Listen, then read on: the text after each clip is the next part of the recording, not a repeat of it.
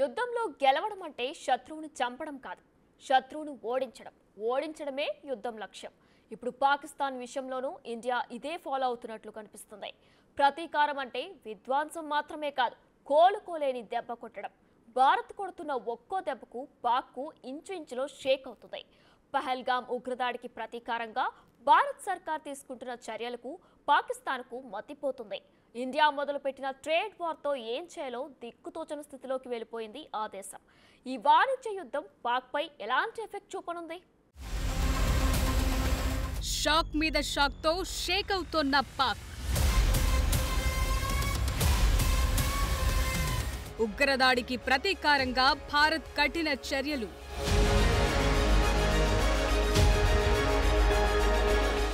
ఇంచుల నుంచి అంచుల దాకా వణుకుతోన్న పాక్. పాకిస్తాన్ను భారత్ అష్టదిగ్బంధనం చేస్తోంది.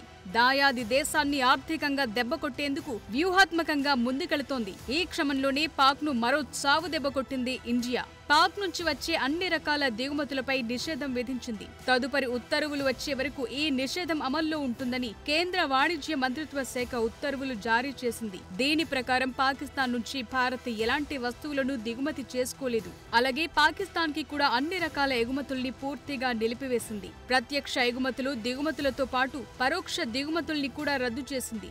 ఈ నిర్ణయం వాణిజ్య, ఆర్థిక రంగాల్లో పాక్ పై ఒత్తిడి తీసుకొచ్చేందుకు భారత్ చేపట్టిన దీర్ఘకాలిక వ్యూహాల్లో ఓ భాగంగా చెప్తున్నారు.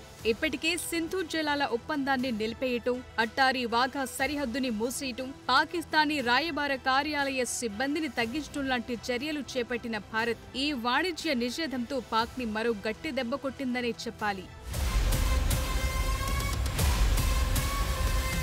పెహల్గామ్ ఉగ్రదాడికి ప్రతీకారంగా భారత్ నుంచి తగులుతోన్న ఒక్కో దెబ్బకు పాకిస్తాన్ విలవిల్లాడిపోతోంది. ఇప్పటికే రెండు దేశాల మధ్య దౌత్య సంబంధాలు తీవ్రంగా దెబ్బతిన్నాయి. ఇదే సమయంలో వాణిజ్య యుద్ధం కూడా తీవ్రమైంది. ప్రజా ప్రయోజనం, జాతీయ భద్రత ఆధారంగా పాకిస్తాన్ నుంచి ప్రత్యక్ష, పరోక్ష దిగుమతులన్నింటినీ భారత్ నిషేధించింది. ఇప్పటికే భారత్ పాక్ మధ్య ఉన్న ఏకైక భూ సరిహద్దు కేంద్రం అట్టారీ వాఘా సరిహద్దుల్లో ఇంటిగ్రేటెడ్ చెక్ పోస్టుని మూసివేశారు. దాంతో భూమార్గం ద్వారా వాణిజ్యం పూర్తిగా నిలిచిపోయింది. పాకిస్తాన్ విమానాలకు భారత్ తన గగనతలాన్ని కూడా మూసేసింది. దాంతో వాణిజ్య రవాణాకు సంబంధించిన విమాన సేవలు కూడా ఆగిపోయాయి.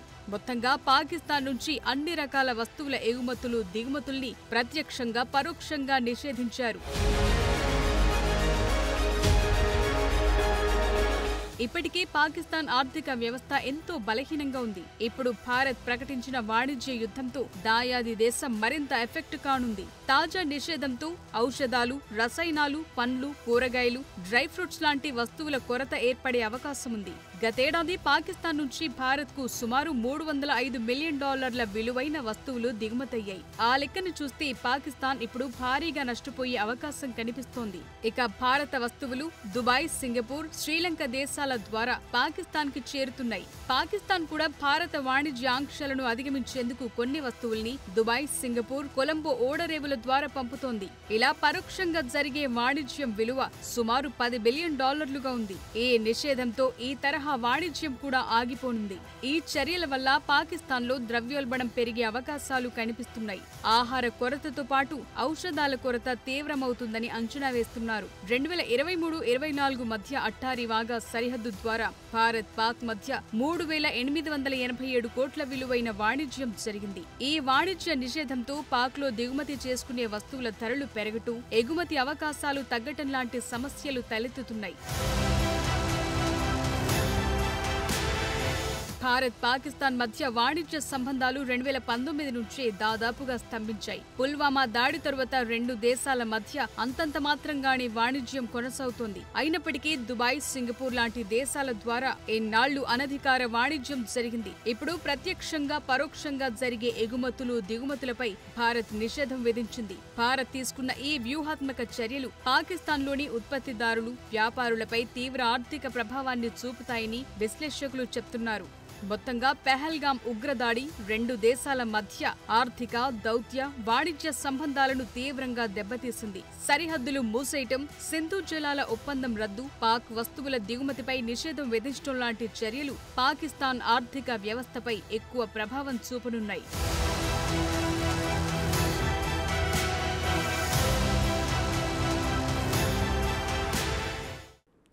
పాకిస్తాన్పై ఇప్పటికే ఇండియా సర్జికల్ స్ట్రైక్స్ చేసింది.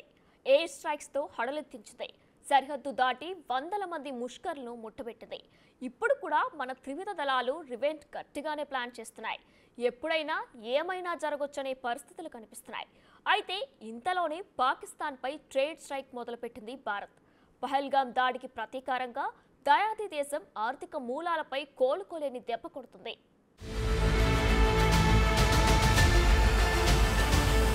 పెహల్గాం టెర్రరిస్ట్ అటాక్కి ప్రతీకారంగా ఓ 30 మంది ఉగ్రవాదుల్ని లేపేస్తే పాక్ సృష్టించిన మారణ హోమానికి లెక్క సరిపోతుందా? ఛాన్సే లేదు. ఈసారి ఇండియా కొట్టే దెబ్బకు ఉగ్రవాదం మూలాలే కాదు, పాకిస్తాన్ ఆర్థిక మూలాలు కూడా కదిలిపోవాలి. కోలుకునేందుకు కొన్ని దశాబ్దాలు పట్టాలి. ఇండియా ముందున్న లక్ష్యం కూడా ఇదే. పెహల్గాం ఉగ్రదాడికి ప్రతీకారంగా పాకిస్తాన్పై కఠిన చర్యలు తీసుకుంటోంది భారత సర్కార్. ఆ దేశంతో పూర్తిగా వాణిజ్యాన్ని నిషేధించడమే కాదు, పాకిస్తాన్ జెండా ఉన్న ఏ నౌకని అయినా భారత పోర్టుల్లోకి అనుమతించబోమని డైరెక్టర్ జనరల్ ఆఫ్ షిప్పింగ్ కూడా ఉత్తర్వులు జారీ చేసింది. ప్రజా ప్రయోజనం, షిప్పింగ్ ప్రయోజనాల దృష్ట్యా భారతీయ ఆస్తులు, కార్గో, మౌలిక సదుపాయాల భద్రత కోసం ఈ నిర్ణయం తీసుకున్నట్లు తెలిపింది. భారత్ కు చెందిన నౌకలు కూడా పాక్కు వెళ్లకుండా ఆదేశాలిచ్చారు. అంటే ఇకపై భూమార్గం, ఆకాశ మార్గం, సముద్ర మార్గం ద్వారా పాకిస్తాన్తో ఎలాంటి వాణిజ్యం ఉండదు. ఆ దేశంతో ప్రత్యక్షంగా, పరోక్షంగా ఉన్న వాణిజ్యం లింకులన్నింటినీ తెంచేసింది మన సర్కార్.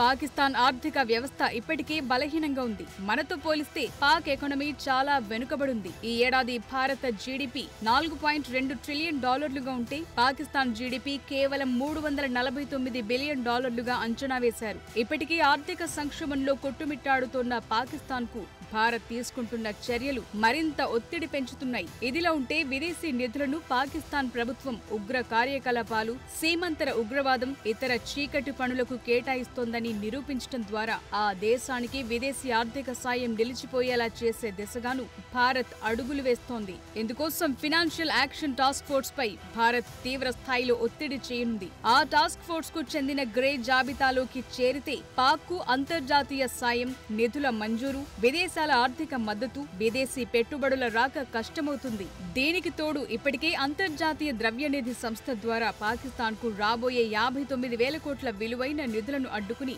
ఆ దేశాన్ని ఆర్థిక కష్టాల్లో ముంచే దిశగా చర్యలు చేపట్టారు.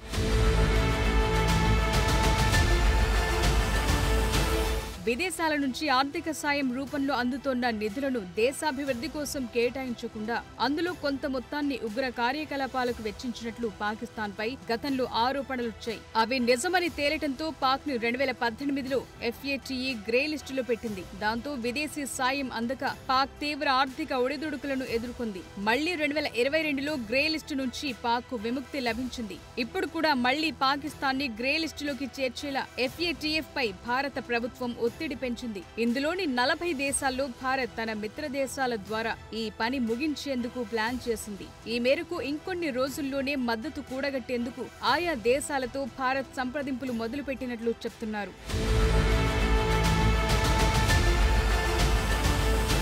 ఇప్పటికే ధరల పెరుగుదల, నిరుద్యోగం, తగ్గిపోయిన విదేశీ పెట్టుబడులతో సమస్యల సుడిగుండంలో చిక్కుకున్న పాకిస్తాన్ తమ దేశ అవసరాలు, పాలన కోసం తరచుగా IMF పై ఆధారపడుతోంది. దాంతో వచ్చే 3 ఏళ్లలో $7 బిలియన్ ఇచ్చేందుకు IMF ఒప్పుకుంది.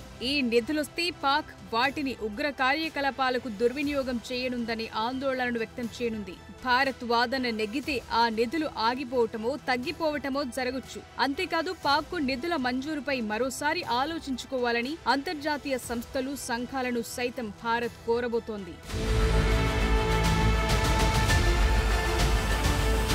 ఇప్పటికీ ప్రధాని నరేంద్ర మోదీ ఉగ్రదాడికి పాల్పడిన టెర్రరిస్టులను ఎట్టి పరిస్థితుల్లోనూ వదిలిపెట్టబోమని హెచ్చరించారు. ప్రతీకారం తీర్చుకునేందుకు భారత సైన్యానికి పూర్తి స్వేచ్ఛను కల్పించింది ప్రభుత్వం. ఎన్ఐఏ కూడా ఈ ఘటనపై విచారణను తీవ్రతరం చేసింది. 3 ఉగ్రవాదులను గుర్తించి వారి ఆచూకీ కోసం 20 లక్షల రివార్డ్ ప్రకటించింది. పెహల్గాం ఉగ్రదాడి భారత్ పాకిస్తాన్ సంబంధాల్లో కీలక మలుపు తెచ్చింది. వాణిజ్య నిషేధం, దౌత్య సంబంధాల తగ్గింపు లాంటి చర్యలతో భారత్ తన దృఢమైన వైఖరిని చాటింది. ఈ చర్యలు పాకిస్తాన్పై ఆర్థిక, రాజకీయ ఒత్తిడిని పెంచాయి. కశ్మీర్లో శాంతి భద్రతలను కాపాడేందుకు భారత్ అన్ని రంగాల్లో కఠిన చర్యలు తీసుకుంటోంది. ఇండియా కొడుతున్న ఒక్కో దెబ్బకు పాక్ మైండ్ బ్లాంక్ అవుతోంది.